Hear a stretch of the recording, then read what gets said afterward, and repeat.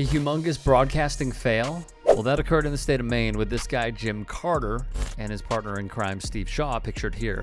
On a hot mic, well, they said the following. Easton has two girls out here extremely overweight. Awful. Roger and I were there. You saying?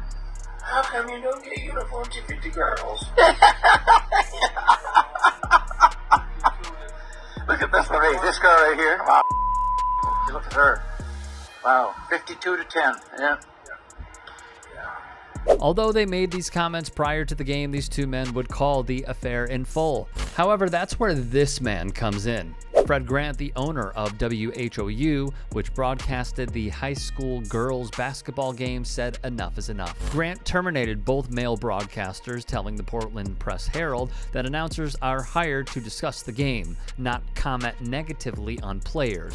Now here's the thing about Jim Carter and Steve Shaw, because this is quite an important footnote. Shaw was inducted into the Maine Basketball Hall of Fame in 2020 as one of the legends of the game. He was also inducted into the Maine Sports Legends Hall of Honors in 2007. Jim Carter was inducted as well into the Isle High School Hall of Fame in 2012. Although there have been Maine Sports Hall of Fame inductees removed for conduct considered reprehensible, the Maine Basketball Hall of Fame has never done so. However, Shaw withdrew himself from the Maine Basketball Hall of Fame less than a week after the incident. He had been inducted, as we said, in 2020. The Maine Basketball Hall of Fame accepted his withdrawal.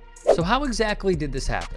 Per Grant, Carter and Shaw sat together at an off-site location and connected the station's broadcasting system before the varsity game they were expected to cover. The men, who were watching a separate girls' basketball game, did not turn off their microphones as expected, Grant said. In a phone conversation with the Portland Press-Herald about the game, Carter expressed remorse, saying he had apologized to the superintendent. "I don't even know what to say," Carter said. "Hopefully everybody can get through this and be okay."